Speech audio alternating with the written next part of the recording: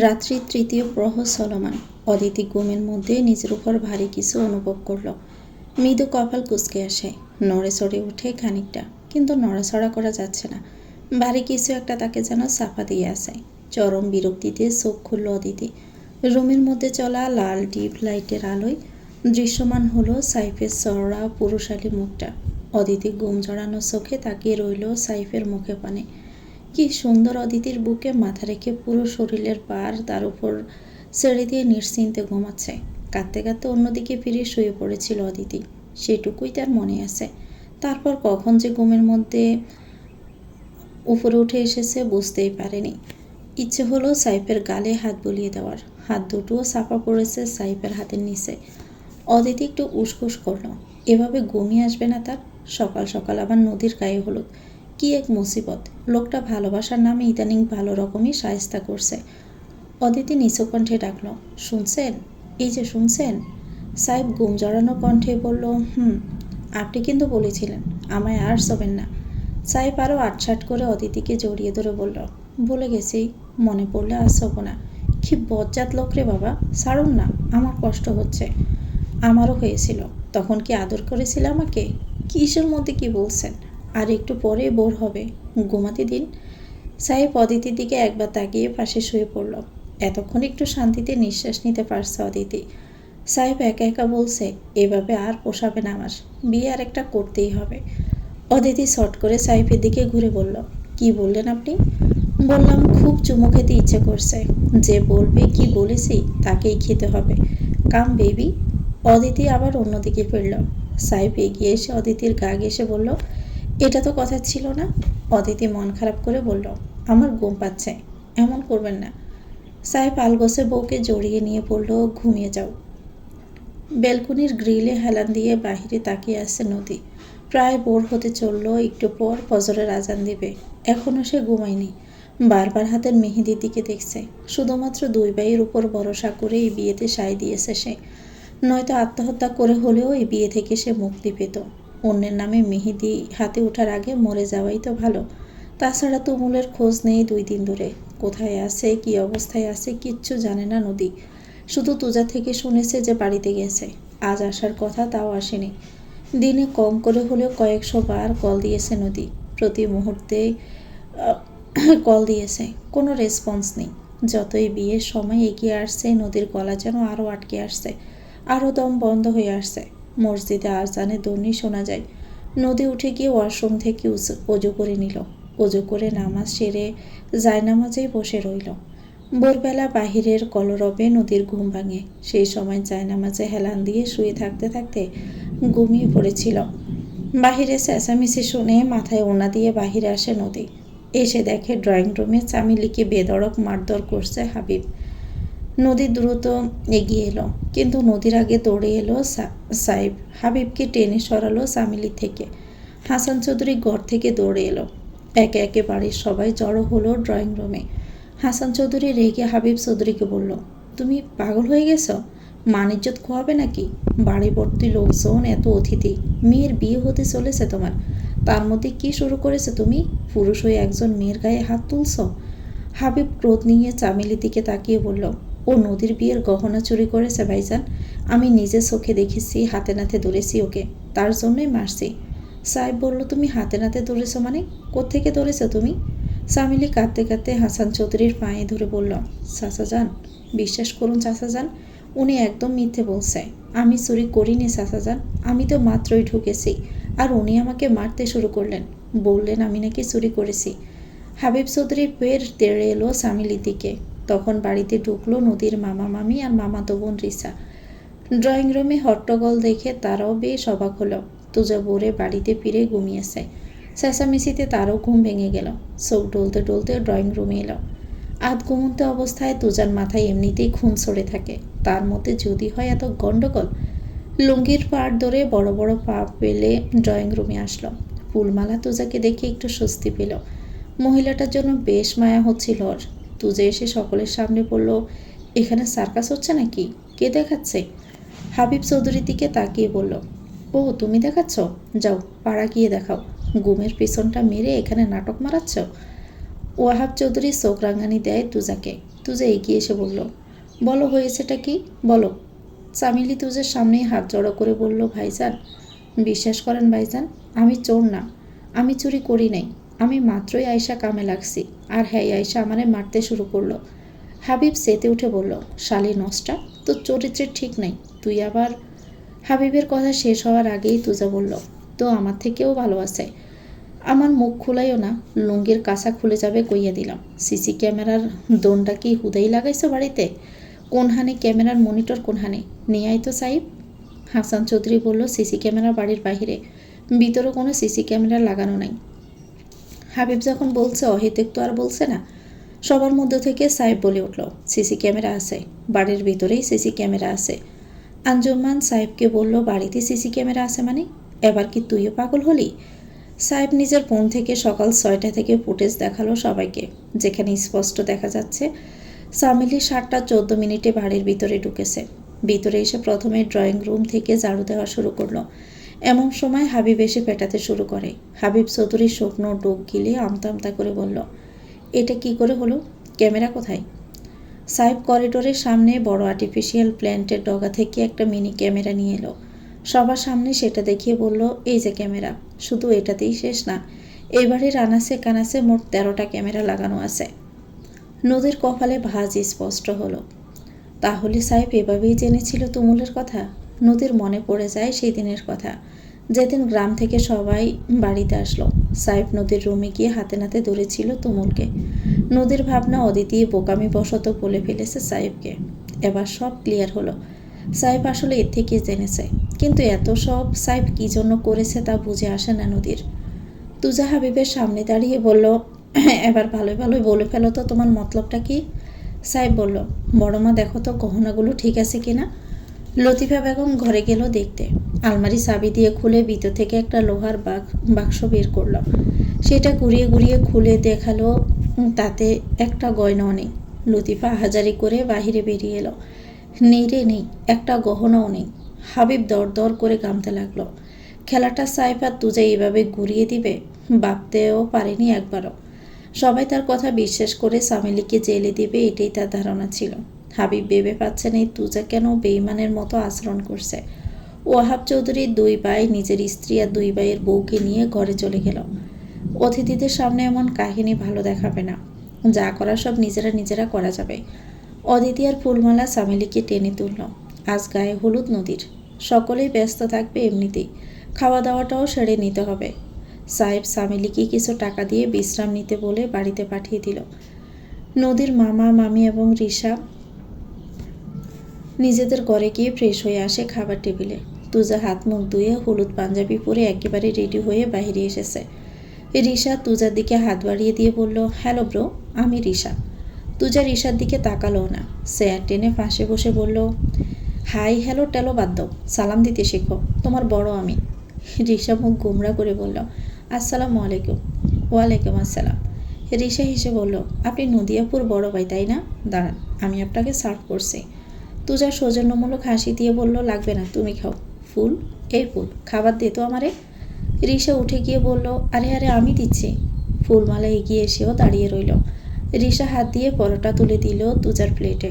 মাংসের বাটি থেকে কয়েক পিস মাংস প্লেটে তুলে দিতেই তুজা ফুলমালা রিশার হাত ধরে ফেলল। প্লেটটা তুজার সামনে থেকে সরিয়ে নিয়ে বলল, উনি গরুর মাংস খান না আপা, আমনে খান, আমি হেরে খাওন দিতাছি। রিশার তুজার কাঁধে হাত দিয়ে বলল, I am so sorry, actually আমি জানতাম না। ফুলমালা তুজাকে খাবার দিচ্ছে আর বারবার রিশার দিকে দেখছে। মেয়েটা কেমন ধরছে তুজাকে, ও কখনো গায়ে হাত দেয় না, আর এই মেয়েটা কি না। ফুলমালা তুজা রিশার মাঝখান দিয়ে ঢুকে তুজাকে খাবার দিল। রিশা মৃদু ধাক্কায় সরে গেল একটু, দিকে সামনে বসে দেখছে ফুলমালার কাণ্ড। মনে মনে বলল, অন্তত আমাদের বাড়ির বোদাই দুটো চাইতেও ভালো আছে। সিঁড়ি দিয়ে একে একা বকতে বকতে উপরে যাচ্ছে ফুলমালা। গন্তব্য ছাদে। নদীর গায়ে হলুদের অনুষ্ঠান ছাদে করা হবে। সকলে কাঁচা হলুদের আয়োজন। হলুদ গোসলের পর রাতে আয়োজন করা হয়েছে অনুষ্ঠানের, কিন্তু ছেলের বাড়ি থেকে এখনো হলুদ আসেনি। আরও কিছুক্ষণ দেরি হবে তারা বলল। ফুলমালা আর অদিতি অনেকগুলো মাটির সরাই কেটেছে, সেগুলো শীতল পাটিতে সাজাচ্ছে। দিকে এলো ডুলতে ডুলতে। ওর খুব ঘুম পাচ্ছে। রিশা সব কিছু ছবি তুলছে। ফুলমালার একদমই পছন্দ হচ্ছে না রিশাকে। অদিতির কানে কানে বলল, এই মাইয়াটা আমার ভালো ঠেহে না গো ভাবি, কেমন জানি হায়া পড়া, বেড়া মানুষের গায়ে হাত দিয়া কথা কয়। দেখছো দেখছো, তুজা ফুল দিয়ে স্টেজ সাজাতে সাজাতে সাহায্য করছে ডেকোরেশনের লোকদের। রিশাও সব জায়গা ছেড়ে তুজার পিছু পিছুই ঘুরছে। ফুলমালা অনেকক্ষণ সহ্য করলো, এবার আর সহ্য হলো না তার। রিশা তুজার গা ঘেঁষে দাঁড়িয়ে সেলফি নিচ্ছে। পাটিতে বসা থেকে উঠে গট গট করে হেঁটে গেল ফুলমালা তুজার সামনে। রাগে মুখশ্রী লাল হয়ে আছে তার। কপট রাগ দেখিয়ে বলল, তুজা ভাই, আপনি এখানে কি করেন? হ্যাঁ, আহেন আহেন, আমার লগে কইতাছি। তুজা কিছু বলার সুযোগ না দিয়ে ফুলমালা তুজার হাত ধরে টানতে টানতে নিয়ে এলো। দিঘির সামনে দিয়ে টানতে টানতেই নিয়ে গেল।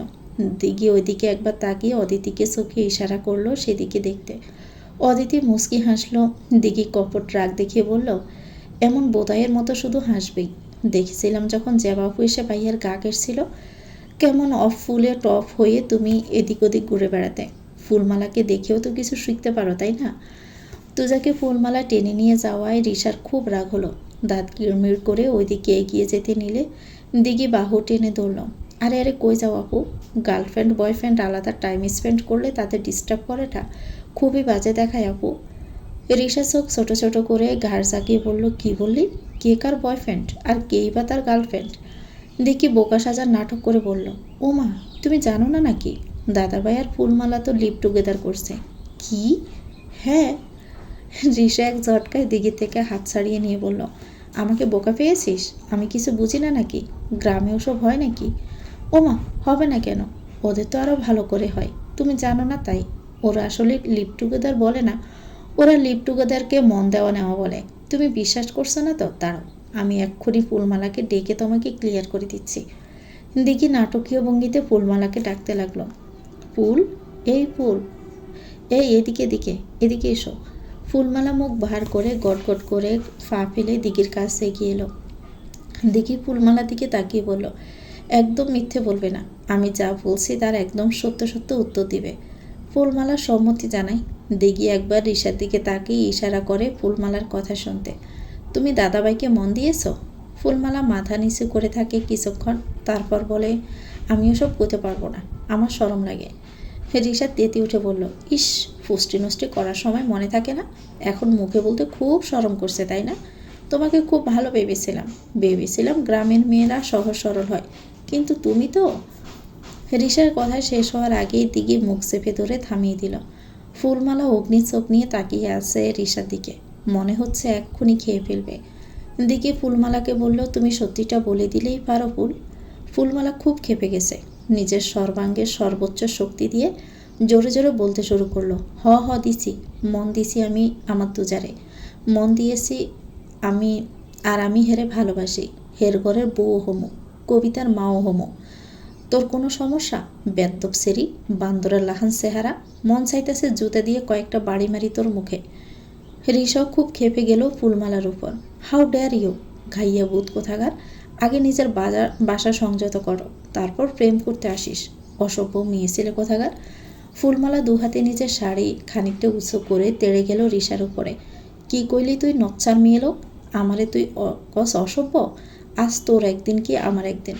ফুলমালা রিশার চুলগুলো মুঠো করে ধরে গালে ধামধাম কয়েকটা চড় বসিয়ে দিল। রিশা শক্তিতে মোটেই পেরিয়ে উঠল না বয়সে কম ফুলমালার সাথে। এরা ধানের বস্তা কোমরে বাঁধিয়ে জমি থেকে বাড়িতে আনার মেয়ে, এদের সাথে শক্তিতে পারা এত সহজ বুঝি? দিঘি দুজনকে চেঁচিয়েও থামাতে পারল না। ফুলমালা মেরেই চলেছে রিশাকে। অবশেষে তুজা দৌড়ে এসে দুজনের দ্বন্দ্ব থামালো। ফুল, ছাড় ওকে। ফুল, আমার কথা শোন ফুল, ওকে ছাড়, ছেড়ে দে বলছি। তুজা ফুলকে জাপটে ধরে একরকম টেনে সরালো রিশার কাছ থেকে। ফুলমালা এখনও শান্ত হয়নি। তুজা দুহাতের বাঁধনে থেকেও ছটফট করছে ছোটার জন্য, কিন্তু তুজা গিয়ে ছাড়বে? ছেড়ে দিলেই আজ রিশার রক্ষে নেই। দিঘি তুজাকে বলল, দাদাভাই, বাড়ির লোকজন জড়ো হওয়ার আগে ওকে নিয়ে চলে যাও এখান থেকে, রুমে নিয়ে যাও ওকে দ্রুত। তুজা ফুলমালাকে টেনে রুমে নিয়ে গেল। রিশা জিদ দেখাতে দেখাতে নিজের ঘরে চলে গেল। অদিতি দিঘির কাছে এগিয়ে এসে বলল, আপু, তুমিও না পারো বটে, কি দরকার ছিল এত ঝামেলা লাগানোর? দিঘি অদিতির দিকে ঠোঁট চোখা করে দুবার চুচচুচ করলো। আমার ঝামেলা দেখতে না খুব ভালো লাগে। অদিতি তাকিয়ে রইল দিঘি চলে যাওয়ার দিকে। এই গোষ্ঠীতে তুজার দিঘির ব্যবহার এমন, বাকি সবাই বেশ ভদ্রই। বোনের বাড়ি থেকে হলুদ নিয়ে লোকজন এসেছে, সাথে এসেছে শাওনের ভাই শুভ।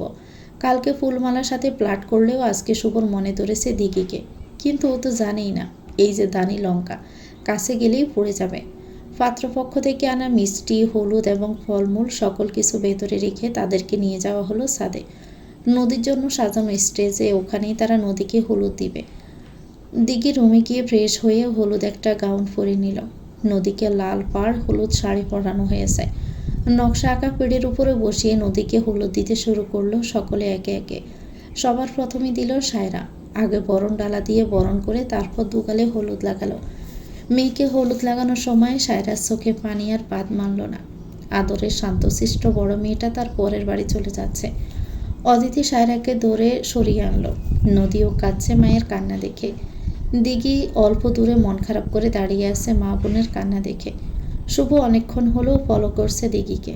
হাতে হলুদ লাগিয়ে নিয়ে দিঘির কাছে দাঁড়ালো। মৃদু গলা খাকড়ি দিয়ে বলল, হুম, হ্যালো বেআইন। দিঘি একবার তাকিয়ে আবারও নদীর হলুদের দিকে তাকালো। কিছুই বলল না। শুভ আর একটু ঘেঁষে দাঁড়িয়ে বলল, বেআইন, এত সুন্দর গালে একটু হলুদ লাগাই, দেখি কেমন সুন্দর লাগে। দিঘি দাঁত কিড়মিড় করে বলল, হলুদ তোর পাছায় লাগাতাম মান্দির পোলা, খালি বাড়িতে মানুষ আছে বলে। আর আমি বুঝলাম না, চিড়িয়াখানার লোকেরা কি তোর খোঁজ পাচ্ছে না? তুই এখনো বাহিরে ঘুরে বেড়াচ্ছিস কেমনে? শুভর খুব ইগোতে লাগলো কথাটা। আমার মতো হ্যান্ডসাম ছেলে কেন চিড়িয়াখানায় যাবে বেয়ান? কি যে বলেন না। হ্যাঁ, তোমার মতো হ্যান্ডসাম জীবনেও দেখি নেই, মাইরি বলছি।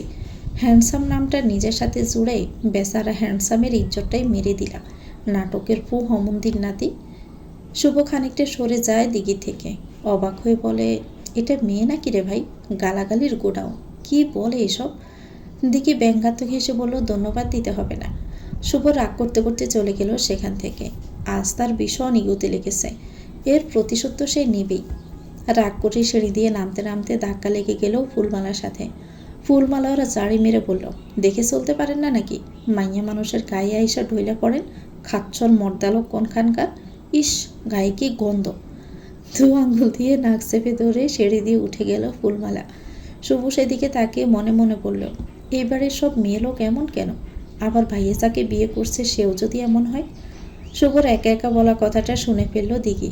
পিছন থেকে বলল, হ্যাঁ, তরকারিতে থুতু মিশিয়ে খাওয়াবে, বুঝতেও পারবেন না। শুভ তাড়াতাড়ি করে নিচে চলে এলো। এদের সাথে কথা না বাড়ানোই ভালো, ভীষণ ভয়ঙ্কর এরা। তুজার কপালে গাঢ় চিন্তার বাস। চিন্তাটা অন্য কিছু না, ফুলমালাকে নিয়ে। মেয়েটার ব্যবহার দিনকে দিন এমন হচ্ছে, শেষমেশ তুজার জন্য মেয়েটার কী পরিণতি হবে সেটা ভেবেই তুজা অস্থির। আজকাল অন্য কাউকে তুজার পাশে সহ্যই হচ্ছে না ফুলমালার। তুজা খেয়াল করেছে অনেকবার, কিন্তু এভাবে চলতে থাকলে মেয়েটার সুন্দর ভবিষ্যৎ নষ্ট হয়ে যাবে। নদীর বিয়ে শেষ করে বাড়িতে ফিরে ফুলমালার বাবার সাথে কথা বলতে হবে। ওকে ভালো কোনো ঘরে ভালো পাত্র দেখে বিয়ে দিতে পারলেই আবার তুজা বাঁচায়। সকলের হলুদ মাখা শেষ হলে এখনও মেয়ের বাবাকে পাওয়া যায়নি হলুদ দেওয়ার জন্য। 2 নম্বরে করে ব্যবসা করতে গিয়ে সেখানে বহু টাকা লস খেয়েছে হাবিব। এখন হাসান চৌধুরীর কাছে চাওয়ার মতো মুখটাও তার নেই। উপায় না পেয়ে নিজের মেয়ের বিয়ের গহনা চুরি করে চামেলির উপর দোষ দিতে চেয়েছিল, কিন্তু সাইফা তুজার চতুরতার কাছে সে হেরে গেছে। এ নিয়ে ওহাব চৌধুরী নানান কথা শোনায়, তাই সে কোথায় চলে গেছে এখনও তার হদিস মেলেনি। কিন্তু তাই বলে তো আর মেয়ের বিয়ে ফেলে রাখা যায় না। সেই চিন্তায় ওয়াহাব চৌধুরী আর হাসান চৌধুরী নদীর বিয়ের সব কাজকর্ম এখনও বাদ রাখেননি। নদীর হলুদ দেওয়া শেষ হলে এখন গোসল হবে। শাওনের মা নদীর মাকে বলল, বেন, আর কারো বাকি নেই তো হলুদ দেওয়ার? ঠিক তখনই পেছন থেকে বেশি এলো এক পুরুষালী কণ্ঠস্বর, আছে। সবাই পিছন ফিরে তাকালো সাথে সাথে। নদীর চোখ তো কপালে উঠে গেল। আঞ্জুমান অস্পষ্ট স্বর উচ্চারণ করল, তুমুল। তুজার আগমনে আর কেউ খুশি না হলেও শাওনের মা বেশ খুশি হলো, সাথে শাওনের বোনও। আজ তো ভদ্রমহিলা বিয়ে পাকা করে যাবেই যাবে। তুমুল মুখে হাসি রেখা টেনে এগিয়ে এলো নদীর কাছে। তুমুলকে দেখে নদী আরও আবেগ আপ্লুত হয়ে পড়ল। চোখের পানি এবার আর বাদ মানছে না যেন। নিজের স্বামীর সামনে থাকতে অন্য ছেলের নামে গায়ে হলুদ পড়ার মতো দুর্ভাগ্য কারো না হোক, মনে মনে প্রার্থনা করছে। সায়রা এতক্ষণ খুব কাঁদছিল, কিন্তু যেই তুমুলকে দেখলো তার কান্নারত মুখশ্রী বদলে গিয়ে রাগে পরিণত হলো। শাড়ির কুচি ধরে এগিয়ে গেল তুমুলের সামনে, দাঁতে দাঁত পিষে বিড়বিড় করে বলল, এই অভদ্র ছেলে, তুমি এখানে কেন এসেছ? তোমার কি লজ্জাবোধ নেই নাকি? বোঝো না যে তোমাকে আমরা পছন্দ করি না? তারপরে এই বাড়িতে কেন আসো বারবার? তুমুলের হাসি আরও প্রশস্ত হলো। দাঁত কেলিয়ে হেসে বলল, সেই প্রশ্নের উত্তরটা আজ নয়, কাল দেব শাশুড়ি মা। আপাতত সামনে যেতে দিন, আমার বউকে হলুদ দিতে দিন। সায়রা কিছু বলার আগে শাওনের মা এসে বগল দাবা করে সামনে নিয়ে গেল তুমুলকে। সামনে টেনে নিয়ে গিয়ে বলল, আরে বাবা এসো এসো, তুমি হলুদ দেবে না? তাড়াতাড়ি এসো। নদী পেঁড়িতে হাঁটু মুড়ে বসে আছে, চোখ দুটো বাড়ছে পানিতে। তুমুল ওর সামনে বসল, হাত দিয়ে সরা থেকে হলুদ তুলে নিয়ে নদীর গালে স্পর্শ করাতেই নদীর মুখে হাসি ফুটল। তুমুল নদীর গালে সোয়ানো হাতটা এনে চুমু খেল। শাওনের মা হেসে আঞ্জুমানকে বলল, ছেলেটা বেশ লক্ষ্মী তাই না? আঞ্জুমান সৌজন্যমূলক হেসে গাড় কাত করল। তার মনের ভিতর নানা সংশয় চিন্তা। এই ছেলে আবার কোনো রকম বিয়ে ভাঙার মতলব নিয়ে ঘোরাঘুরি করছে না তো? নদীর বিয়ের কথা চলছে পর থেকে এই ছেলে আসা যাওয়া লেগেই আছে। আঞ্জুমান মনে মনে ভাবল, কথা বলতে হবে ওর সাথে। হলুদ শেষে গোসল করিয়ে নদীকে নিচে আনা হলো। পার্লারের মেয়েরা আসবে একটু পর নদীকে সাজাতে। দিকে সোফায় বসে বসে হাই তুলছে। কি বালের বিয়ে, কিচ্ছু ইন্টারেস্টিং লাগছে না। দূর, এর চেয়ে সিরিয়ালে নায়ক নায়িকার বিয়ে হলেও বেশি এক্সাইটেড থাকি। ফুলমালা এসে দিঘির ফাঁসে বসল। দিঘি ফুলমালার কাঁধে মাথা নামিয়ে চোখ বুজে বলল, হ্যাঁ রে ফুল, দাদাভাইয়ের কাছে কেউ আসলে তোর খুব জলে না রে? ফুলমালা কপাল কুঁচকে বলল, হ আপা, মেলা জলে। আর খালি জলে নাকি, মনে হয় কাঁচা সাবাইয়া খাই। দিঘি হাতে তালি দিয়ে উঠে বসল। একজ্যাক্টলি। দিঘির এমন কাণ্ডে চমকে উঠল ফুলমালা। বুকে থুতু নিয়ে দিঘির দিকে তাকায়। দিঘি ফুলমালার গলা জড়িয়ে ধরে বলল, আচ্ছা, কেউ যদি তোর গা ঘেঁষে তাহলে কেমন লাগবে? বা দাদাভাই যদি অন্য কারো সাথে? ফুলমালা গোল গোল চোখ করে তাকিয়ে আছে। বয়সে দুজন সমান হলেও দিঘির কথার মারপ্যাচের কাছে ফুলমালা নেহাতি দুধপাত। দিঘি শুভর দিকে দেখিয়ে বলল, ওই মালটাকে দেখতে পাচ্ছিস? ফুলমালা শুভকে একবার দেখে হ্যাঁ সূচক মাথা নাড়ল। দিঘি ফুলমালার কানে কানে বলল, ওই মালটাকে একটা শিক্ষা দিতে হবে। আমার কাছে একটা প্ল্যান আছে, চল। ফুলমালা টেনে ধরল দিঘির হাত। থাক না আপা, বিয়ে বাড়ি পরে গন্ডগোল হইয়া গেলে সবাই কিন্তু তোমারে খুব বকব। দিঘি কিছুটা বিরক্তি নিয়ে বলল, ধুর বাল, এই বালের বিয়েতে থেকে কোনো লাভ আছে? কি হচ্ছে এখানে বলতো? মনে হচ্ছে মরা বাড়িতে বসে আছি, কিছু ইন্টারেস্টিং করতে হবে না? ফুলমালা সোফায় গেড়ে বসে পড়ল, তাহলে আমার একখান শর্ত আছে। যদি তুমি রাজি থাকো তাহলে আমি তোমার সাথে আসি। দিঘি ফুলমালাকে আপাতমস্তক দেখে মনে মনে বলল, মালটাকে যতটা বোকাসোদা ভেবেছিলাম আসলে তা না, হেব্বি শেয়ানা আছে। মুখে বলল, বল শুনি কি শর্ত? ফুলমালা চারদিকে চোখ বুলিয়ে দিঘিকে চোখ ইশারা করে দেখালো রিসার দিকে। ওটাকেও শিক্ষা দিতে হবে। দিঘি অবাক হওয়ার মতো চোখ বড় বড় করে বলল, হ্যাঁ তো দিয়ে দিব, এতে এত ঢং করে বলার কি আছে? না, তোমার আবার বোন হয় তো তাই বললাম আর কি। তাতে কোন বাল ছেড়ে গেছে? এরকম চরিত্রহীন মেয়েকে টাইট দিতে আমার একবারও ভাবতে হবে না সম্পর্কের ব্যাপারে, সে বোনই হোক আর যে বালি হোক। ফুলমালাকে নিয়ে যেতে যেতে দিঘি বলল, আগে বল, বাজে চা বানাতে পারিস? ফুলমালা খুশি মুখে বলল, না আপা, আমি মেলা ভালো চা বানাই। তাহলে তরি দিয়ে হবে না, তুই দাঁড়িয়ে থাক, আমি বানাচ্ছি।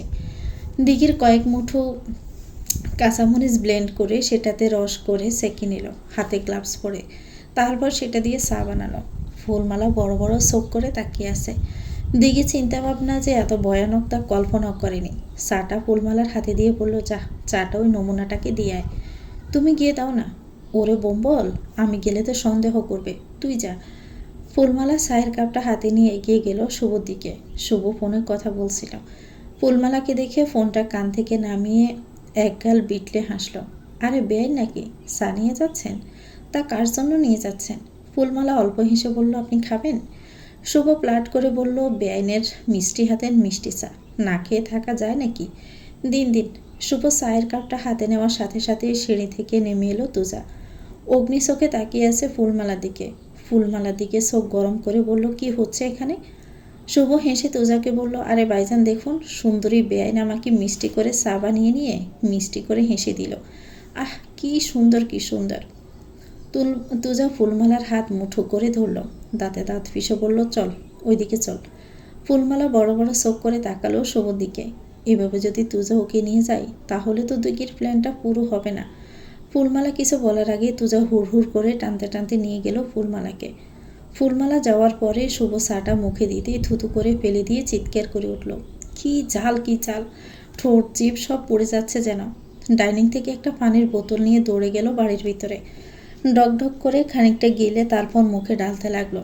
মাথা উঁচু করতে দেখলো সামনের দিকে তাকিয়ে দাঁড়িয়ে আছে বুকে হাত গুজে।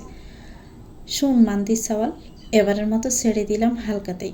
পরের বার আমার সাথে লাগতে এলে পাছায় বাঁশ ঢুকিয়ে হাতে হারিকেন দড়িয়ে মাঝ রাস্তায় দাঁড় করিয়ে দিয়ে আসবো, হনুমান কোথাকার। দিঘি বাড়ির ভিতর চলে গেলেও এবার একটু শান্তি লাগছে। এখন রিসার পালা, কিন্তু ফুলমালাকে তো কোথাও দেখা যাচ্ছে না। অদিতি রুমে হলুদ শাড়ি পরে রেডি হচ্ছে। গোলাপি পাড়ের হলুদ শাড়ির সাথে পিঙ্ক কালার ব্লাউজ, আঁচল ছেড়ে লেগেছে শাড়ির, কোপায় কাঁচা গাঁদা ফুলের একটা মালা জড়ানো। মুখে কোনো মেকআপের প্রলেপ নেই, অল্প করে কাজল, আইলাইনার আর ঠোঁটে লিপস্টিক লাগানো। গলার চিকন একটা হার, কানে স্বাভাবিক দুটো সোনার দুল, মোটা রুলি দুটো হাতে পড়তে গিয়ে খেয়াল করলো সাহেব দরজায় হেলান দিয়ে এক মনে দেখে যাচ্ছে অদিতিকে। দুহাত পকেটে গুজে দরজা হেলান দিয়া দাঁড়িয়ে আছে ড্রেসিং টেবিলের দিকে, চোখে অদ্ভুত এক নেশা। অদিতি মৃদু হেসে চোখ নামিয়ে নিল। চুড়ি দুটো হাতে পড়ে পিছনে ফিরতে দেখলো সাইপুর একদম গা ঘেঁষে দাঁড়িয়ে আছে। অদিতি ব্রু কুঁচকে বলল, বাড়ির সব পুরুষরা হলুদ পাঞ্জাবি পরেছে, তাহলে আপনি কেন কালো শার্ট পরে দাঁড়িয়ে আছেন? সাহেব অদিতির কথার কোনো উত্তর দিল না। কপালের সামনে আসা এলোমেলো চুলগুলো দুহাতে গুছিয়ে কানের পিঠে গুজে দিয়ে বলল, এমন সৌন্দর্য ছড়িও না বন্দিনী, খাঁচার ভিতরে আগুন লেগে যাবে যে।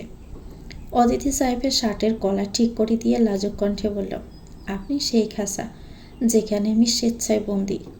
সাহেব আলতো করে চুমু এঁকে দিল অদিতির কপালে।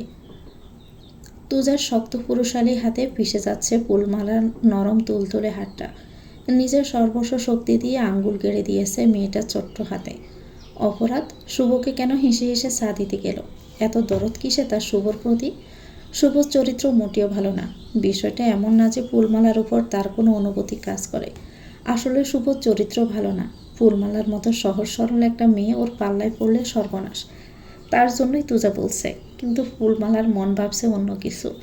হাতে ব্যথা, তুজার আঘাতের মধ্যে সে সুখ খুঁজে পাচ্ছে। তার ভাবনা তুজা হয়তো শুভর সাথে কথা বলাই হিংসে করছে। আসলে তুজার ভিতর এমন কোনো অনুভূতি কাজ করে না, কেবল ফুলমালাকে নিরাপদ রাখতে তার এই পদক্ষেপ নেওয়া। কিন্তু বোকা কিশোরী যে ভুলভাল ভেবে বসেছে, তার কি হবে এবার? এদিকে দেখি সারা বাড়ি খুঁজে মরছে ফুলমালাকে। রিসা হলুদ একটা ওয়ান পিস পরে বেলকনিতে দাঁড়িয়ে মোবাইল চাপছে। দেখি আলগোসে গিয়ে পাশে দাঁড়ালো, মৃদু গলা খাকড়ি দিয়ে বলল, হুম, রিসা আপু, দাদাভাইয়ের মন জয় করার একটা টিপস বলবো? রিসা চোখ পাকিয়ে তাকালো দিঘির দিকে। তুই একদম নাটক কম কর। যখন ওই মেয়েটা আমার সাথে মিসবিহেভ করেছিল, তুই একবারও আমার হয়ে কথা বলেছিস ওই গাইয়া খ্যাত মেয়েটার সাথে? তোর সাথে আমার কোনো কথা নেই, লাগবে না তোর কোনো টিপস, আর লাগবে না তোর দাদাভাইকে। সর যা এখান থেকে। আরে শোনো না, আমি তোমাকে বলছি দাদাভাই কি কি পছন্দ করে। রিসা আবার একটু আশার আলো দেখতে পেল। কিছুটা আশ্বস্ত হয়ে দিঘির দিকে তাকিয়ে রইল। কি বলে সেই আশায়। দিঘি বলল, বেগুনি রঙের লিপস্টিক আর কালো রঙের শাড়ি, এই দুটো যা দাদাভাইয়ের পছন্দ না। কি বলবো তোমায়, ফুলমালা তো মাঝে মধ্যেই পড়ে। রিসা খুশিতে গদগদ হয়ে বলল, সত্যি বলছিস? তাহলে আমাকে ম্যানেজ করে দে, আমিও তাহলে পড়ি। তুমুলের বিষয়ে ওয়াহাব চৌধুরী অবগত নয়, তাই ওর ঘোরাফেরায় তার তেমন কিছুই লাগলেও হাসান চৌধুরী আঞ্জুমান সায়রার কাছে বড় বিরক্ত আর চিন্তার বিষয় বলে মনে হচ্ছে। সায়রা তো ভেবেই পাচ্ছে না এই ছেলে নদীর বিয়ে হয়ে যাওয়ার সত্ত্বেও এখনও কেন কিছু বলছে না। এ আবার মনে মনে বড়সড় কোনো শখ কষে বসেনি তো? একে আগে বিদায় করতে হবে। সায়রা সাহেবের কাছে গেলে এই কথাটা বলতে। সাহেব তখন অদিতি, দিঘি আর ফুলমালা ছবি তুলে দিতে ব্যস্ত। সায়রা সাহেবের হাত ধরে টেনে দূরে সরিয়ে নিয়ে এলো। সাহেব কিছুটা অবাক হয়ে বলল, কি হয়েছে ছোট মা, এভাবে টানাটানি করছো কেন? কোনো সমস্যা? সায়রা বিরক্তি নিয়ে বলল, এই তোরা কি চোখে দেখতে পাস না? ওই ছেলেটা সেই সকাল থেকে এসে গুড়গুড় করছে, কিছু বলছিস না কেন ওকে? পরে বড়সড় কোনো গন্ডগোল হয়ে গেলে তখন কি হবে বলতো? সাহেব বুঝলো আসলে এখন বিষয়টা বাড়াবাড়ি হয়ে যাচ্ছে। তুমুলের এখন যাওয়া উচিত, আর সকলকে দেখানোর জন্য হলেও তার শাসন করা উচিত। সাহেব বেশ একটা রাগী ভাব নিয়ে কাকিকে বলল, চলো তো আমার সাথে। সায়রাকে সাথে নিয়ে তুমুলের সামনে গিয়ে দাঁড়ালো। প্রথমে তুমুলকে চোখ মারল, তারপর বলতে শুরু করলো, তোমার সমস্যাটা কি বলো তো? কেন এসেছো আমার বোনের বিয়েতে বাগড়া দিতে? এক্ষুনি বেরিয়ে যাও বলছি, নইলে কিন্তু খুব খারাপ হবে বলে দিলাম। তুমুল বুঝলো সায়রাকে বোঝাতে সাইফ নাটক করছে, তাই সে মাথা নিচু করে বলল, যাচ্ছি ভাইজান, আর আসবো না, ভুল হয়ে গেছে, ক্ষমা করে দিন। হ্যাঁ, এখন কথা না বাড়িয়ে চুপচাপ এখান থেকে চলে যাও, রাতে এসো। সায়রা বড় বড় চোখ করে সাইফের দিকে তাকালো। রাতে আসবে মানে? মানে হ্যাঁ তাই তো, রাতে কেন আসবে? এই রাতে কেন আসবে? রাতে এসো না, যাও, কাল সকালে এসো। সায়রা ফের বলল, মানেও সকালে কেন আসবে? সাইফ তুমুলকে ঠেলে বার করে দিল, যাও তো যাও, যত সব পাগল ছাগল কোত্থেকে চলে আসে। কাকিয়া, তুমিও চলো। চলো মা। সায়রা বলল, কি করছিস আর কি বলছিস আমি কিন্তু কিছুই বুঝতে পারছি না। অত বুঝতে হবে না, চলো। সায়রাকে দেখে সাইফ গেল দাদাভাইয়ের ঘরে, সবটা তাকে বলতে হবে।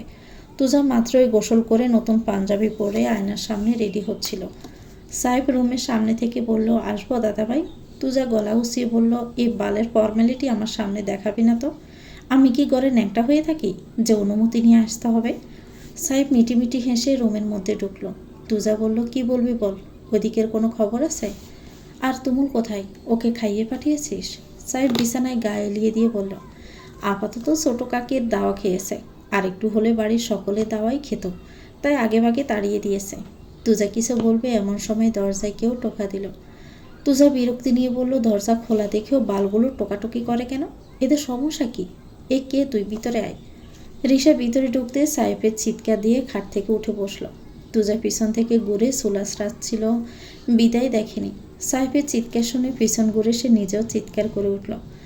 কালো কাতান শাড়ি পরে, চুল খোলা রেখে, চোখে মোটা করে কাজল পরে আর বেগুনি লিপস্টিক পরে দাঁড়িয়ে আছে রিসা। সাইফ নিজের বুকে থুতু নিয়ে বিছানার ওই পাশে চলে গেল।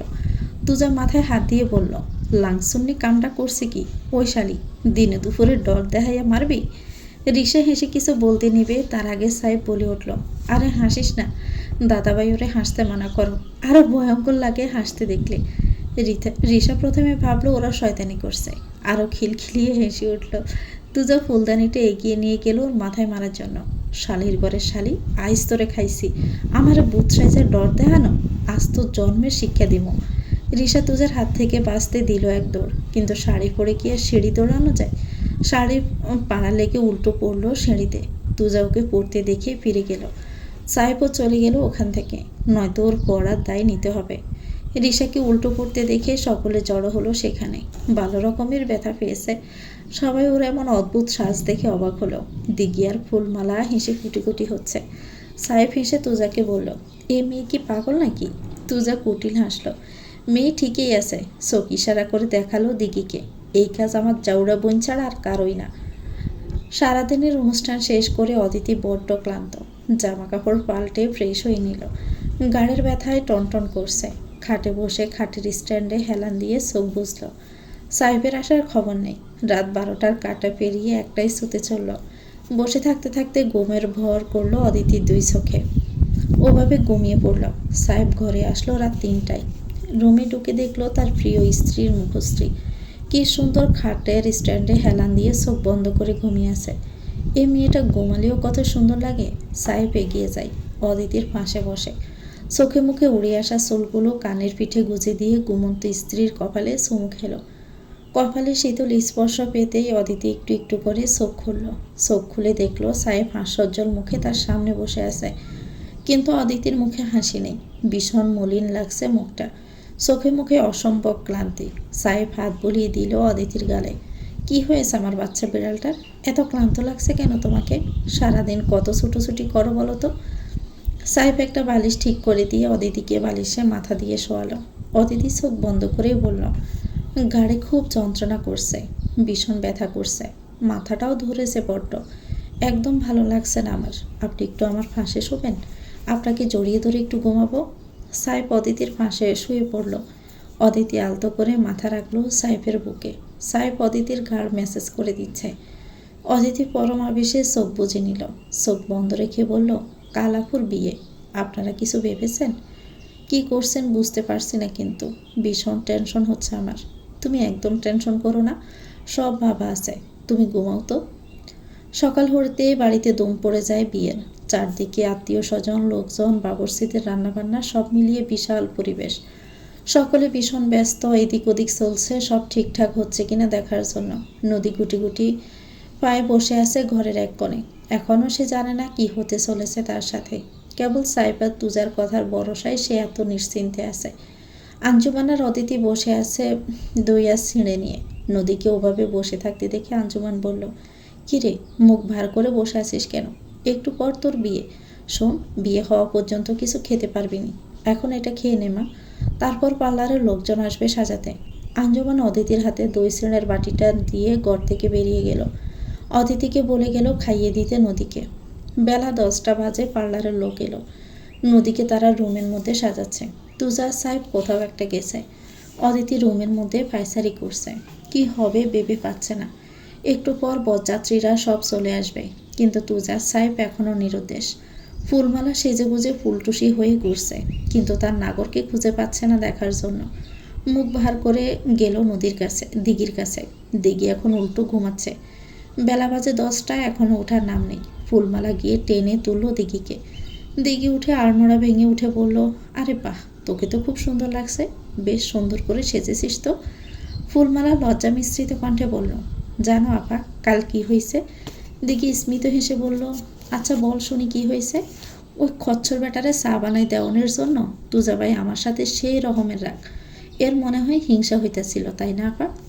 দিঘি ব্রু কুটিয়ে কিছু ভাবলো, তারপর বলল, হতেই পারে। আচ্ছা, তার মানে দাদাভাইও তোকে পছন্দ করে? বাহ, তাহলে আপুর বিয়ের পরে তোদের কিন্তু পালা। ফুলমালা লজ্জায় লাল হয়ে গেল। সত্যি তার পছন্দের মানুষের সাথে তার বিয়ে হবে? এই ঘরের বউ হবে সে? ভাবতেই কেমন খুশিতে মনটা ভরে যাচ্ছে। দিঘি উঠে গেল ফ্রেশ হতে। বরযাত্রীদের জন্য সকল কিছু রেডি করা হয়ে গেছে। এই এলো বলে নদীকে রেডি করিয়ে বসিয়ে রেখেছে। সাইফ আর তুজা বাড়িতে ফিরল। দুই ভাই এক রঙের পাঞ্জাবি পরেছে। সাইফ দুটো লাল রঙের জারবেলা নিয়ে ঘরে ঢুকলো। অদিতি আয়নার সামনে মুখ ভার করে বসে আছে। সাইফ পেছন থেকে জড়িয়ে ধরতে অদিতি পেছন ফিরল। অদিতি কিছু বলার আগে সাইফ ফুল দুটো অদিতির সামনে ধরল। অদিতি অল্প একটু হাসলো। ফুলগুলো হাতে নিয়ে বলল, সব কিছু ঠিক আছে তো? সাইফ অদিতিকে আয়নার দিকে ঘুরিয়ে দিল। তোমাকে বলেছি না, অত কিছু ভাবতে হবে না, এখন ফুল দুটো চুলে লাগাও দেখি কেমন লাগে আমার মিষ্টি বিড়াল বাচ্চাটাকে। সাহেব নিজ হাতে অদিতির খোপায় চারবেলা দুটো গেঁথে দিল। তারপর অদিতিকে আয়নার দিকে দেখিয়ে বলল, দেখো তো আমার বউকে কেমন লাগছে। অদিতি লাজুক হেসে বলল, আপনার বউয়ের কথা আপনিই বলুন, আমি জানি না কেমন লাগছে। সরুন, আমার এখন কাজ আছে। হ্যাঁ, আমি এলেই তো তোমার কাজ এসে যায়, কোথাও যাবে না, তোমাকে খুব সুন্দর লাগছে। এখন আমি মন ভরে একটু প্রেম করব, তারপর বাহিরে গেলে যাবে। কি আশ্চর্য, বাড়ি ভর্তি মানুষজন, তো কি হয়েছে? মানুষজনের জন্য কি প্রেম করা বাদ দিয়ে বসে থাকবো? আশ্চর্য। নিচতলা থেকে কারো চেঁচামেচির গুঞ্জন ভেসে আসে। দিঘি এসে সাহেবকে ডাকলো, ভাইয়া নিচে আসো তো, বড় আব্বু ডাকছে। সাহেব বিরক্তি নিয়ে নিচে গেল। ওয়াহাব চৌধুরী, হাবিব চৌধুরী এবং হাসান চৌধুরী মুখ গোমরা করে বসে আছে। তুজাকে যাচ্ছে না। ওয়াহাব চৌধুরী সাহেবকে বলল, বেলা 4টা বেজে গেলেও এখনও বরযাত্রীদের কেউ এসে পৌঁছালো না, তুমি একটু খোঁজ নাও তো, ওদের তো বেলা 1টায় চলে আসার কথা, এতটা দেরি হওয়ার তো কথা না। চৌধুরী বাড়ির আনাচে কানাচে পরিপূর্ণ লোকজনে, আত্মীয় স্বজনের অতিথিতে। দুপুর গড়িয়ে বিকেল হয়েছে, একটু পর আসরের আজান পড়বে। নদী ঠায় বসে আছে ঘরের এক কোণে। এখনও বরপক্ষ থেকে কেউ আসেনি। সাইফ আর তুজাকে পাঠানো হয়েছে শাওনদের বাড়ির উদ্দেশ্যে। হাসান চৌধুরী মাথা নিচু হয়ে যাচ্ছে অতিথিদের সামনে। সকল অতিথিদের মুখে চাপা গুঞ্জন, বর কেন আসেনি এখনো? ওয়াহাব চৌধুরী থ মেরে বসে আছে। হাবিব চৌধুরীর মুখে কোনো কথা নেই। সায়রা পারে না কেঁদে দিতে। দিঘির কোনো পাবান্তর নেই। সিঁড়ির এক কোণে চেয়ারে বসে মোবাইলে দিব্যি গেম খেলছে। পাশে অস্থির হয়ে পায়চারি করছে ফুলমালা। দিঘিকে দেখে নিরুদ্দেশভাবে মোবাইল চাপতে দেখে বিরক্ত হয়ে বলল, আচ্ছা আপা, তুমি কেমন মানুষ কও তো? তোমার বড় বোনটার এখনও বর আইতেছে না, যদি বিয়ে ভেঙে যায় তোমার একটু টেনশন হইতেছে না? দিঘি মোবাইল চাপতে চাপতে বলল, টেনশন করলে মানুষ বেশি দিন বাঁচে না রে, আমি মেলা দিন বাঁচতে হইব, আমার শত্রুদের পিছনে বাস দেওয়ার জন্য হলেও। ফুলমালা ভেবে পায় না দিঘির এমন ব্যবহারের কারণ। এই মেয়েটা সবসময় একরকম চ্যাটাং চ্যাটাং কথা বলে। সিরিয়াস মুহূর্তেও নিজের দিব্যি স্বাভাবিক থাকে।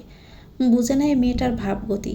ফুলমালার বাবার বলা একটা কথা মনে পড়ে যায়, যারা সিরিয়াস মুহূর্তে স্বাভাবিক থাকতে পারে তারা হলো ঠান্ডা মাথার খুনি। গগন কাঁপিয়ে একটা ভাঁজ পড়ল ধরিত্রীর বুকে। অমনি জমজম করে বৃষ্টি পড়া শুরু হয়ে গেল। মুষলধারে বৃষ্টি হচ্ছে বাইরে। বাড়ির ভিতরের মানুষের মুখে কথা নেই, মনে হচ্ছে না এটা বিয়ে বাড়ি। নিস্তব্ধ হয়ে গেছে চারদিকের মানুষ। এমন সময় ঝড় বৃষ্টি মাথায় করে বাড়িতে প্রবেশ করলো সাহেব সাথে কাজী নিয়ে। কাজীকে আসতে দেখে সকলের মনে একটু হলেও আশার আলো ফুটল। আঞ্জুমান দ্রুত এগিয়ে গেল সাহেবের দিকে। কিরে বাবা, শাওন এসেছে? ওদের পেয়েছিস? সাহেব কিছু বলল না, সোজা গিয়ে বসে পড়ল ওয়াহাব চৌধুরীর সামনে হাঁটু মোড়ে। আচ্ছা বড় আপু, বলো তো, তুমি আমাকে বা দাদাভাইকে ভরসা করো না? তোকে করি, কিন্তু ওই জঙ্গলটাকে করি না। চুলের পানি ঝাড়তে ঝাড়তে বাড়িতে প্রবেশ করলো তুজা। এবারের মানুষ যে আমারে বাল দিয়েও গোনে না তা আমি জানি, কিন্তু সব বাল ফালানোর সময় আমারই দরকার হয়। হাবিব চৌধুরীর দিকে তাকিয়ে বলল, তোমার বালের জামাই আরেক মাইয়া নিয়ে ভাগছে। এটা ঠিক করছিল জামাই বানানোর জন্য। 2 মিনিট চুপ থেকে তুজা আবার বলতে শুরু করলো, এমনিতেই মাইয়া বিবাহিত, তার উপর আরেক লম্পটের সাথে বিয়ে ঠিক করেছে না। মনটা চাইতেছে ওই হোমন্দির সাথে তোমারও একটা মাইয়া দিয়ে ভাগাইয়া দিই। ওয়াহাব চৌধুরী কিছুই বুঝতে পারছে না। নদী বিবাহিত মানে? তুজাকে বলল, কে বিবাহিত? তুমি। ওই কাজী বিয়া পড়ানো শুরু কর। কাজীকে ওরা বুঝিয়ে পড়িয়ে এনেছে। কাজী নিজের আনা মোটা খাতাটা খুলে কি কি সব লিখল। তারপর নদীকে ডাকা হলো। নদীকে সামনে বসিয়ে বলতে শুরু করলো, রাজশাহীর সদর নিবাসী মরহুম তালুক জোয়ারদারের একমাত্র পুত্র তুমুল জোয়ারদার কে 5,01,000 টাকা দেনমোহর ধার্য করিয়া তাহার নগদ বুঝিয়া লইয়া আপনি কি বিবাহ করিতে রাজি? রাজি থাকলে বলুন কবুল। নদীর গোমটার আড়াল থেকে চোখে একবার তুজার দিকে তাকালো। তুজার চোখ দিয়ে আশ্বস্ত করল। নদী অবিলম্বে বলে ফেলল, আলহামদুলিল্লাহ, কবুল। হাবিব চৌধুরী গর্জে উঠল, অসম্ভব, এ কোনোদিনও হতে পারে না, কিছুতেই হতে পারে না। ওই চরিত্রহীনটার সাথে? হাবিবের কথা শেষ হওয়ার আগে মুখের উপর তুজা বলল, ও সেটের কথা আর কইও না কাকা, এ বয়সে তোমার চরিত্রটাও এরকম ভালো না। আমার মুখ খোলাইও না, ভালোই ভালোই বিয়েটা হয়েছে, অহন চুপ যাও। হাসান চৌধুরী সোফায় বসে মাথায় হাত দিয়ে বলল, সিসি, লোকজন আমায় কি বলবে? তুজা তুমুলকে হাত ধরে টেনে এনে নদীর পাশে বসালো। তুমুলকে যেন আরও জ্বলে উঠল বাড়ির লোক। হাবিব চৌধুরী তুজার উপর খেপে গিয়ে বলল, নিজের তো মান সম্মানের ভয় নেই, তাই বলে আমার মেয়ের সাথে তুমি এমনটা করতে পারো না। তুমি জানো লোকজন কি বলবে? লোকে আর কি বাল বলবে? এখন শোকে দুঃখে আমি মরে যাব। লোকের কথা ভেবে কোনো পদক্ষেপ নেব না। আর লোকে আমার 40-এ এসে বলবে, আর 1 চামচ বিরিয়ানি দিয়েন, দইয়ে লবণ কম হয়েছে। মানুষের কথা এত কানে নেওয়ানের কি আছে? সেই মুহূর্তে পা খোঁড়াতে খোঁড়াতে বাড়িতে প্রবেশ করলো শাওন। কপালে রক্ত জমে আছে খানিক জায়গা, চোখে মুখে কালি। সকলে হা করে তাকিয়ে রইল শাওনের এমন অনাকাঙ্ক্ষিত আগমনে। নদী তুমুলের বাহু শক্ত করে চেপে ধরল। শাওন ভিতরে এসে হাসান চৌধুরীর সামনে দাঁড়িয়ে বলল, আসার সময় আমাদের গাড়িটা ডাকাতের কবলে পড়েছে আঙ্কেল, তাই। ওয়াহাব চৌধুরী বলল, বিয়ের গাড়িতে কে ডাকাতি করে? মস্কারা পেয়েছ? কে কি ডাকাতি হয়েছে তোমাদের? শাওন মুখ কালো করে বলল, কিছুই ডাকাতি করেনি আঙ্কেল, শুধু গাড়িসহ আমাদের আটকে রেখেছিল, একটু আগেই ছাড়ল। বাবা মা? শাওনের কথা শেষ করার আগে দিকে হাততালি দিয়ে বলল, আরে বাস, এমন বিরল ডাকাতির কথা বাপের জন্মেই প্রথম শুনলাম। তারপর কি হলো?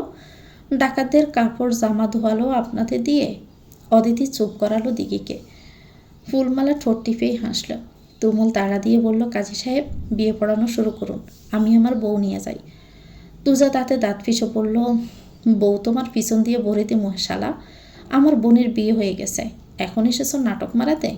তোরে গুলশান 4 রাস্তার মোড়ে দাঁড় করাইয়া দিয়ে আসমু, সুগার মাম্মিরা এসে নিয়ে যাবে। এরই মধ্যে বাড়িতে প্রবেশ করলো শাওনের বাবা, মা আর ভাই। সব ঘটনা শুনে তারাও অবাক। হাসান চৌধুরীকে তাচ্ছিল্য স্বরে বলল, দেরিতে আসার কারণে যে মেয়ে আরেক জায়গায় বিয়ে দিয়ে দেওয়া হয় প্রথম দেখলাম ভাই সাহেব।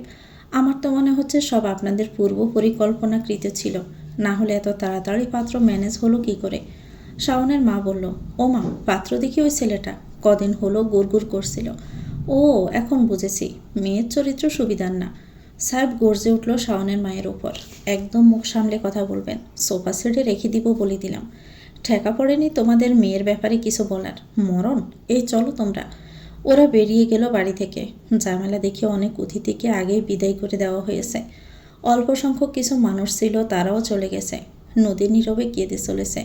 তুজা বলল, এবার নদী শ্বশুরবাড়ি যাবে। কি কি নিয়ম আছে পালন করো। রাত বাড়ছে। হাবিব চৌধুরী দৃঢ় পায়ে নদীর দিকে এগিয়ে এলো। চোখ দুইটা যেন আগুনের পুলিঙ্গ। এখনই ব্রশ্ম করে দিবে। গম্ভীর গলায় নদীকে বলল, যদি এই ছেলের হাত ধরে যাস, এবারে চৌকাট সালাপ করে যাস। কারণ এই ছেলের হাত ধরে একবার বেরোনোর পর এবারের দরজা তোর জন্য চিরকালের জন্য বন্ধ। সিদ্ধান্ত এবার তোর। আজ বহু সাহস জড়ো হলো নদীর বীতসত্তায়। আজও যদি সে সবার মন রাখতে চুপ থাকে, আজীবন এভাবেই কাটতে হবে। কিছু ক্ষেত্রে কঠিনও হতে হয়। তুমুলেরও অধীর আগ্রহে স্ত্রীর অভিব্যক্তি শোনার জন্য। আমি সিদ্ধান্ত নিয়ে নিয়েছি বাবা, আমি আমার স্বামীর সাথেই যাব। হাবিব চৌধুরী আশাহত হয়ে পড়ল।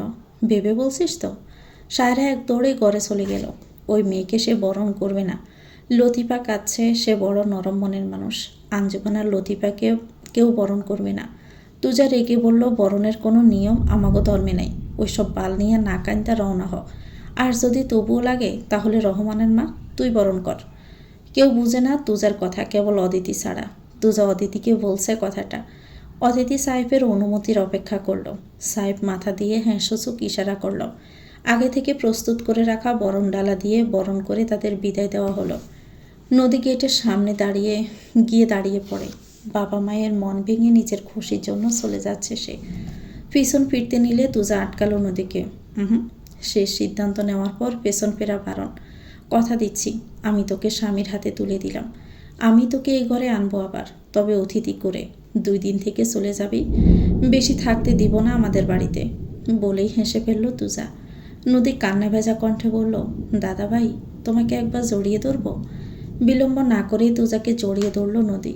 বায়ের বুকে মাথা রেখে হু হু করে কেঁদে উঠল। কি আশ্চর্য, তুজার বুকেও কেমন চিনচিনে ব্যথা হচ্ছে। বোনের মাথায় হাত রেখে বলল, কান্না সব এই বাড়ি থেকে জেরে ফেলে যা। স্বামীর ঘরে আর কাঁদিস না। নদীকে নিজে থেকে ছাড়িয়ে গাড়িতে তুলে দিতে যাবে তুজা। সামনে সাহেব দাঁড়িয়ে। নদী সাহেবকে কিছু বলতে যাবে, তার আগে সাহেব বলল, আমাকে জড়িয়ে ধরবি না? নদী কিছু বলার আগে সাহেব জড়িয়ে ধরল নদীকে। নদীরও চোখ ভিজে ওঠে ফের। সাহেব নদীর গা লাগলে ধরে বলল, তোকে সবসময় নিজের বোনই ভেবে এসেছি নদী। আমার ঘরের লক্ষ্মী বোনটা আজ পরের ঘরে চলে যাচ্ছে। নদী সাহেবের হাত ধরে বলল, আমায় ক্ষমা করে দিয়েন ভাইয়া। ওদের কাহিনী দেখে অদিতিরও কান্না পাচ্ছে। ফুলমালা তো দাঁড়িয়ে দাঁড়িয়ে কাঁদছে। কবিতা সকলের কান্নাকাটি দেখে থমকে গেছে। কিন্তু দিঘি আগের মতোই ভাবলেশীন। কপাল কুঁচকে বলল, তোমাদের নাটক শেষ হলে এবার ওকে বিদায় করো তো গোড়ার ডিম। আকাশের দিকে একবার দেখো। বলে স্থান ত্যাগ করলো দিঘি। ওদের গাড়িতে উঠিয়ে দিয়ে সবাই ভিতরে আসে। বৃষ্টি থেমেছে, চারদিকে জড়ো হাওয়া বইছে। ভীষণ ঠান্ডা সেই বাতাস। এই যা, লোডশেডিং হয়ে গেল। সবাই যে যার ঘরে, কারো মনে শান্তি নেই, কেবল তুজা দিঘি ছাড়া। অদিতি মাঝে মধ্যে ভাবে, এদের মতো হতে পারলেই জীবনে কোনো অশান্তি আর নেই। তুজার পেটে খিদেতে সুসো করছে, কিন্তু আজ কোনোভাবেই লতিফার সম্মুখে যাওয়া যাবে না। তুজা ফুলমালাকে খোঁজে। এই মেয়েটাকে কোথাও খুঁজে পাচ্ছে না। সারা বাড়ি খুঁজেও দেখা মিলল না। শেষ চেষ্টা হিসাবে ছাদে গেল তুজা। এখানে তাকে মিলল। বেজা রেলিং ধরে দাঁড়িয়ে একা একা কাঁদছে। তুজা মিনিটখানেক পরখ করলো ওকে।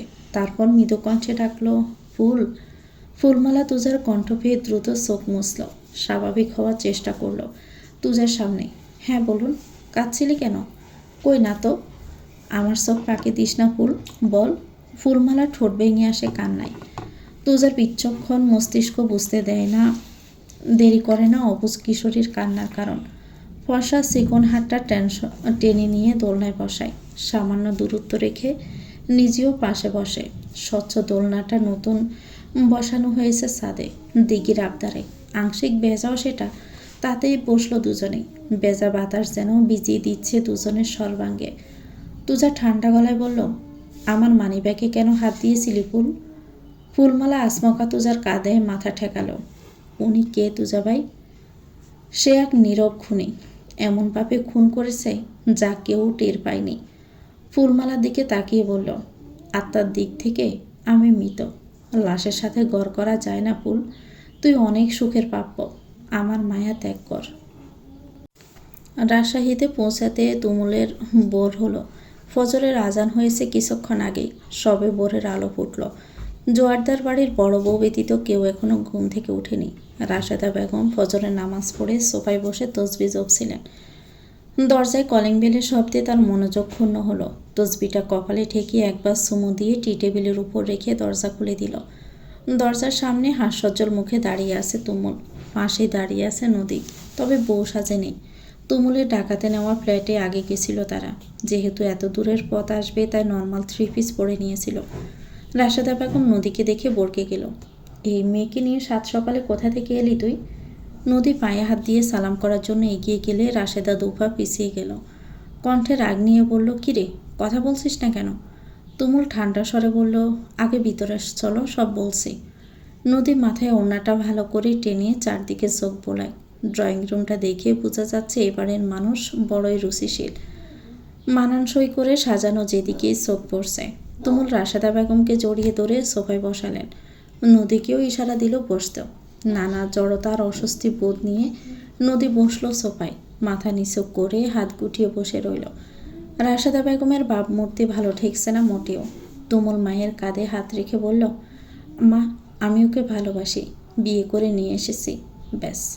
তেলে বেগুনে আবার জ্বলে উঠল রাশেদা। বসা থেকে উঠে দাঁড়ালো ফট করে। কি কি বললি তুই? তুই এ মেয়েকে বিয়ে করে এনেছিস? হ্যাঁ।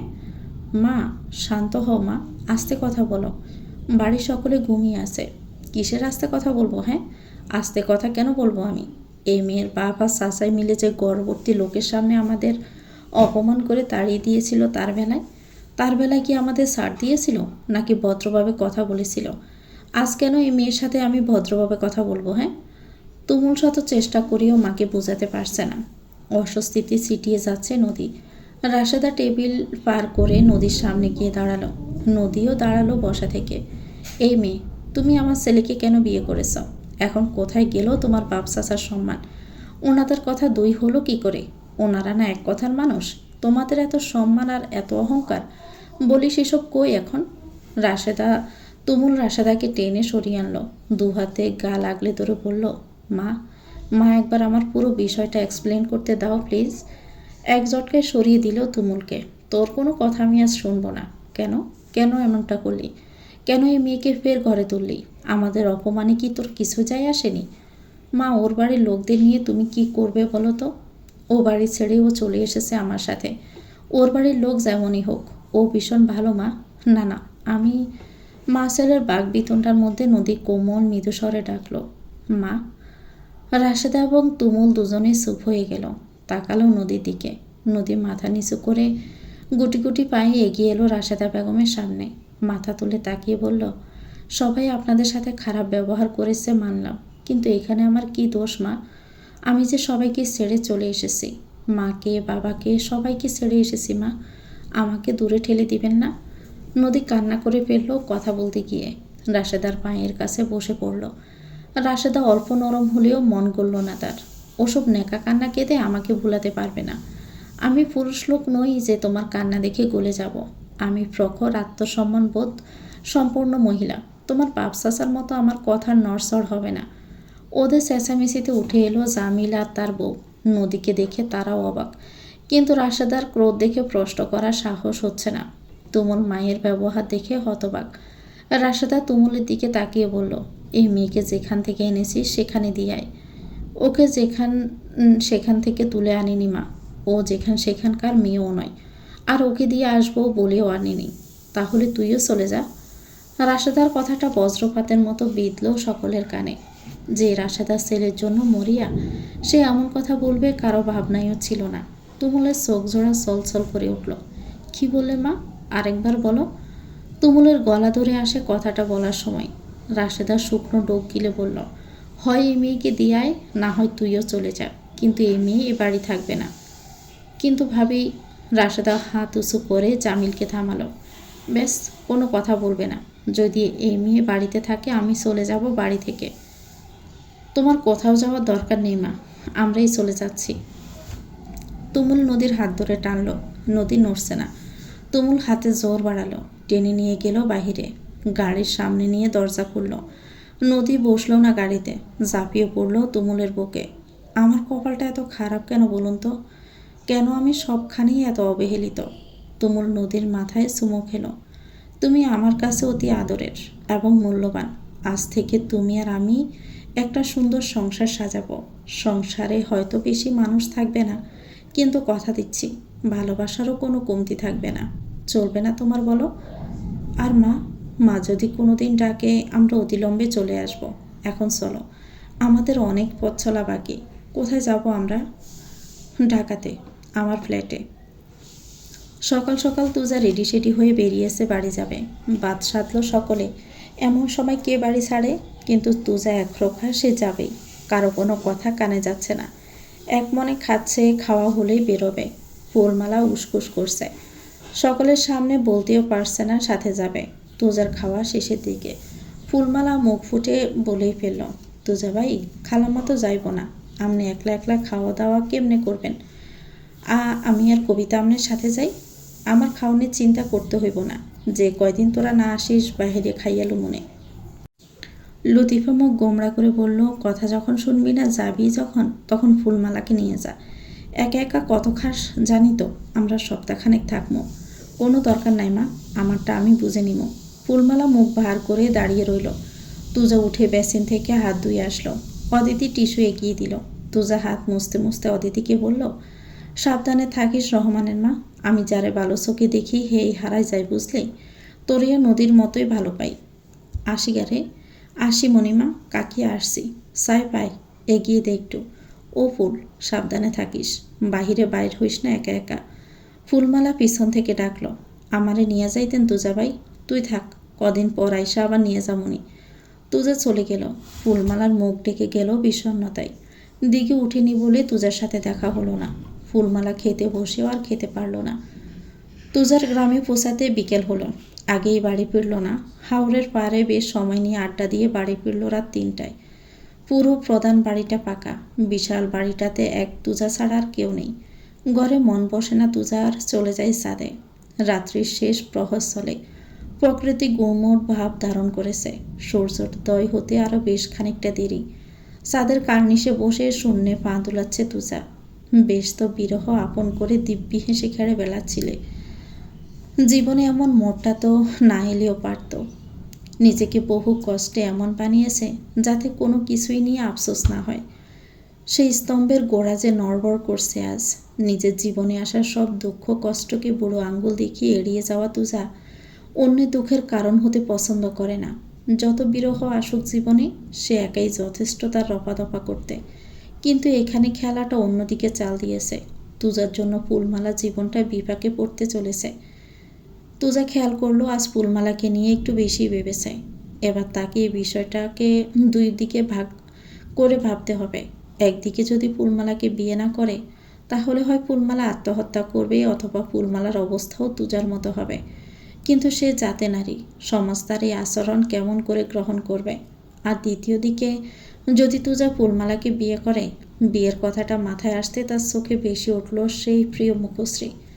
কাঁচা হলুদের ন্যায় চকচকে গায়ের বরণ, টানা টানা অক্ষি যুগল, ঘন নেত্রপল্লব, চিকন ব্রু যুগল, কুচিবিহীন খাড়া কাপড় পরে দুই পাশে দুই বেনুনি ঝুলিয়ে নিঃশব্দে হেঁটে যাওয়া সেই রমণী।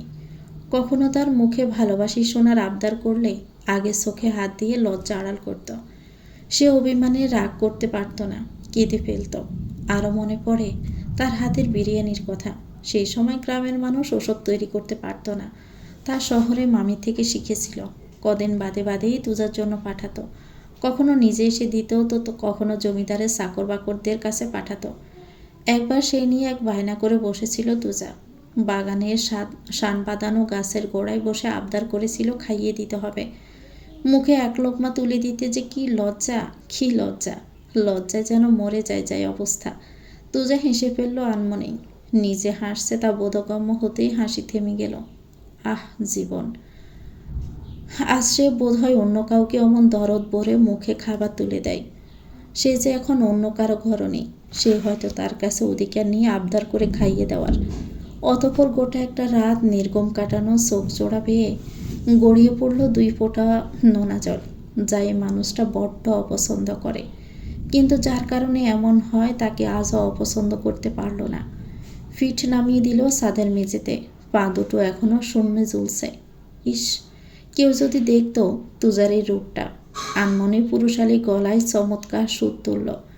তুমি আরেকবার আসিয়া যাও মোরে কান্দাইয়া, তুমি আরেকবার আসিয়া যাও মোরে কান্দাইয়া, আমি মনের সুখে একবার কাঁদতে চাই। তো ভিউয়ার্স, গল্পটির নাম হচ্ছে খাসায় বন্দি ফুল, লিখেছেন জান্নাতুল ফেরদাউস। গল্পটির পরবর্তী অংশ পেতে চ্যানেলটিকে সাবস্ক্রাইব করে আমাদের সাথে থাকবেন। ভিডিও ভালো লাগলে একটি লাইক দিয়ে দিবেন, কমেন্ট করে জানাবেন কেমন লেগেছে। আল্লাহ হাফেজ, আসসালামু আলাইকুম।